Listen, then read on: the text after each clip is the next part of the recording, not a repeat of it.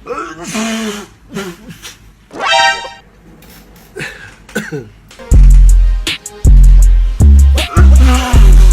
nyo mga Quarancers? Ako nga pala si Paolo at ngayon gusto ko malaman kung kamusta na kayo ngayong isang linggo na nagdaan simula nung ating pagkakahiwa-hiwalay sa isa't isa. Dahil gusto ko na malaman kung gaano kayo kabugnot at dugyot at bored sa bahay. Ano to? Anteno ko to para malaman ko ano yung mga katangahan na nangyayari sa bansa. Bakit di ako naliligo, gumana ka? Tingnan na natin kung ano ang mga pinagagawa nyo ngayong isang linggo na tayo nakapirme ating puwet sa upuan. Okay pa ba yung supply ng pagkain nyo, yung mga gamot na magulang nyo, ng lolo't lola nyo, na-check nyo na ba? Kamusta yung mga alaga nyo? Napapakain nyo pa ba? Ay, isa pa pinaka-importante, may mga memes ba kayo dyan? From Aldrin. Na nandiyan sa video ko, wala namang kayong ginagawa. Mga putang ina nyo, magsuwi na kayo.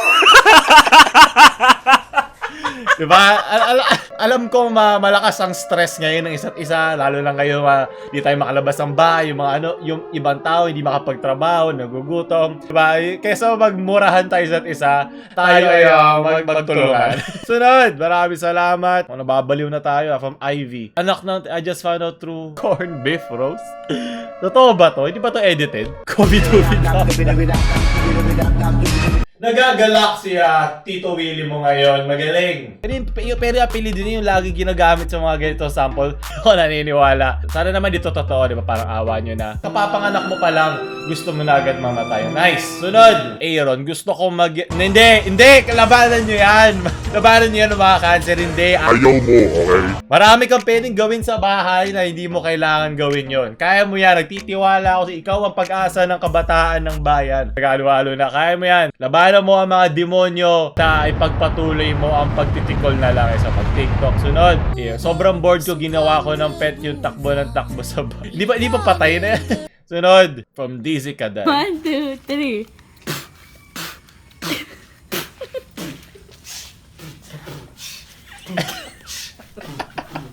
Hey! Hey! Pati aso nagubugnot na. Diba? Yes, napapasaya mo ako. Maraming salamat. From Keen. Putang ina mong COVID ka. Nainis na rin siya eh. Joker ba nasa likod niya? Huwag mong subukan. Ina mo, ang dami kong labahan dito. Putang, Huwag mong subukan. walang bukas na laundry.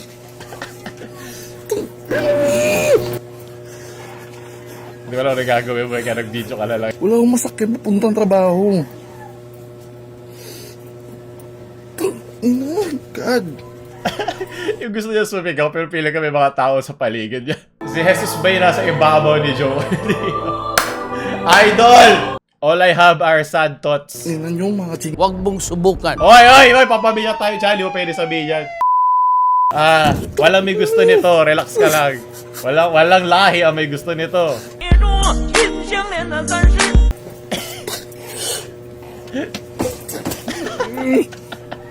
Oh, shit, man. So kayo sobrang low-key lang nung nung galit niya eh. Nasa loob lang. Pukin ang ina ko, ano kinakakain mo? Okay lang yan. Kaya natin to. Ina, may ahas, may palaka, may daga, may paniki. May putang ina kung ano nung pukin ang ina exotic. Pero kumakain din naman tayong palaka, di ba? Putang ina nyo lang sa puto. Sarado putang ina. Naiyak na siya. Isang buwan to, hindi isang araw lang alalahanin natin. Maraming salamat, sunod. Walang makakapigil sa kanila. yan ang update nila eh. Kung hindi balita, yung nangyari kay kapitbahay nung Makalawan. Walang matigas na corned beef sa makulit na chismosa. Sunod. At least sila sumusunod sa social distancing. Pakinig tayo sa kanila. 1,000 meters apart. Sunod. From Ronald. Tato, sige katulog di hamata ng malangaon na ta. Hindi ko naiintindihan. Diyan pakitranslate sa description.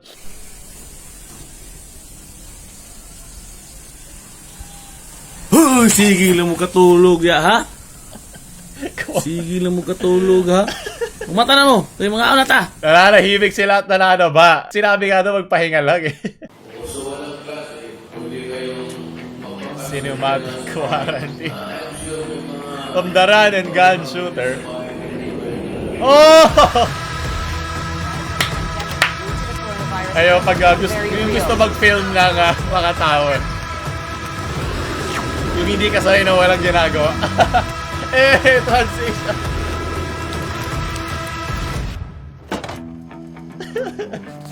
Pati si nanay nasasali na. Patro. Oh, sarap doon! Gorem ba yun? Glorem. Nagugutom ako! Gusto ko pancit canton! Aso na rin. At least hindi bold, diba? Kayo, kamusta kayo sa mga bahay nyo? Ganon di ba kapambihira mga ginagawa sa bahay? Maraming salamat. Like ko sa description. When your classmate is too noisy in your property. Shh, kayo maingay. Saglit lang to.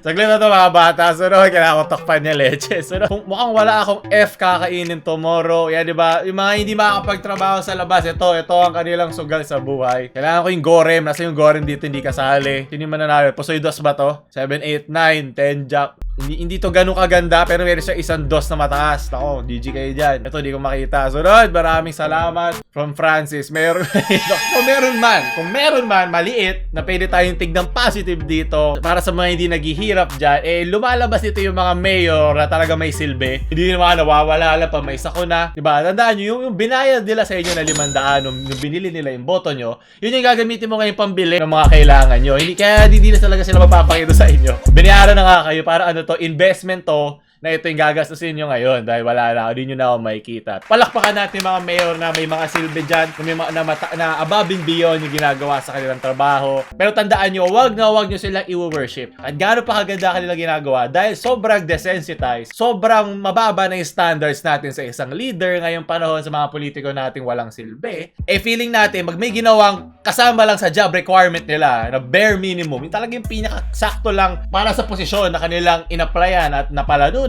para bilib na tayo sa kanila. Hindi ko sinasabing huwag tayo matuwa na ganun sila. Ang sasabi ko, huwag natin sila sasambahin. Kasi yung mga Pilipino, makakita lang na parang, hindi ito nagkakamali.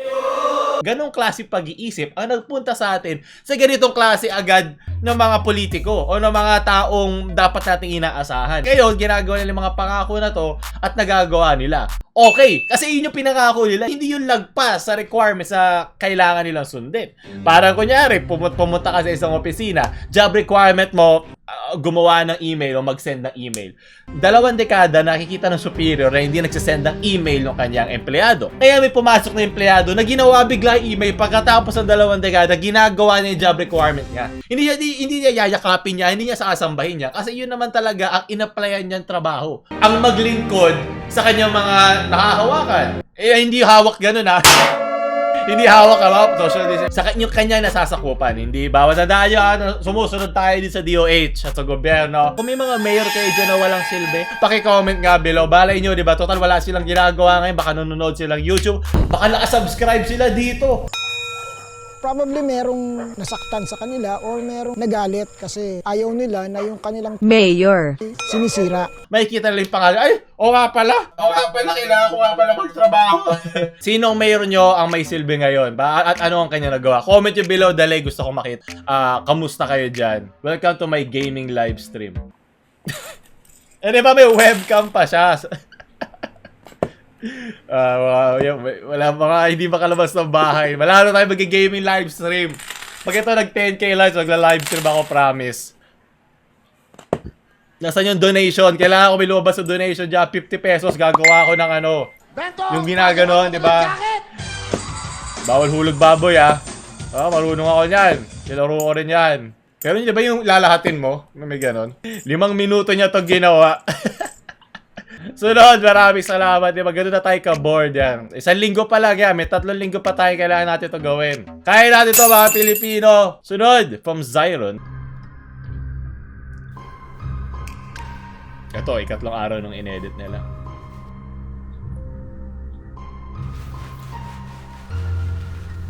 Ano ba? Okay.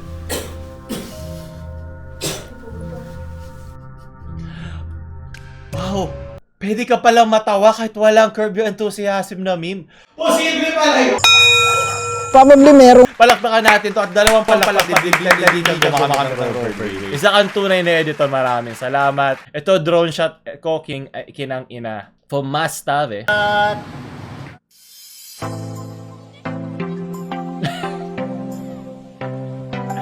Pag talaga bored ng mga Pilipino so creative.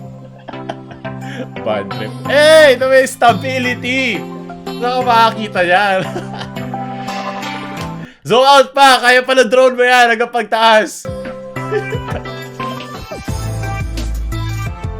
Alala ko yung mayor nag-drones din, di ba? Para ma-disinfect. Di ba yung mga ganun gusto kong mayor? May tandaan nyo, wag natin nila sasambahin ha. Bare minimum lang yun.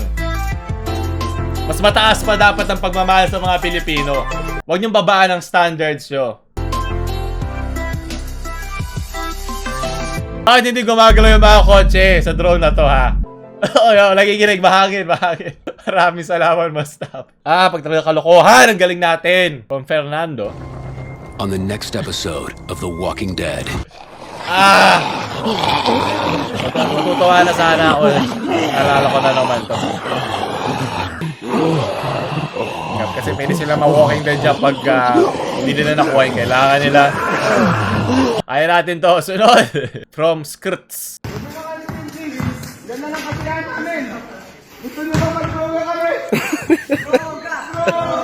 Droga! Huwag mong subukan. Di ba wala na tayo paggawa sa ating quarantine. Ito likod lang ng bahay siguro. Kung ito likod lang ng bahay, okay lang. Pero kung ito kailangan pang puntahan, hindi yan safe. Tandaan mo, bawal nga tayo magkita-kita eh. Bored ka magbabayad ka naman ng ilang daan libo pag na-hospital ka, di ba? Hindi. Huwag ka rin magdroga. Wala sa multiple choices to, ha? Ikot-ikot muna kayo sa bahay nyo. O bakit? Nakapunta ka na ba sa loob ng freezer mo? Hindi pa, di ba? Ano yan? Mabuti yan.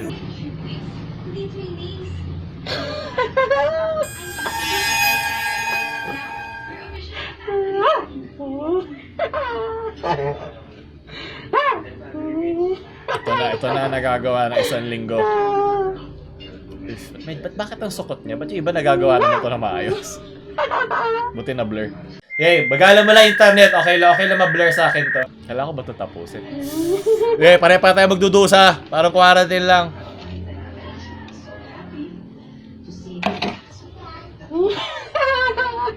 Ito may Robert Wade.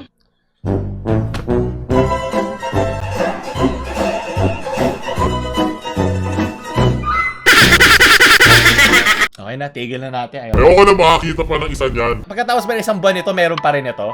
Ha? Huwag mong subukan. So yun, natatapos sa ating isang linggong epekto ng quarantine. Makukolekta na ng mga admin natin sa sunod na linggo. Send nyo lang sa ating subreddit o itag nyo lang ang ating Facebook page sa Facebook. Huwag nyo pa like, share sa mga mayor nyo na may silbi sa lipunan, mga nakikinig nyo mga kaibigan sa balita ngayong panahon ng sakuna. At huwag nyo kalimutan mag-subscribe at maghugas ng kamay. Paulo out.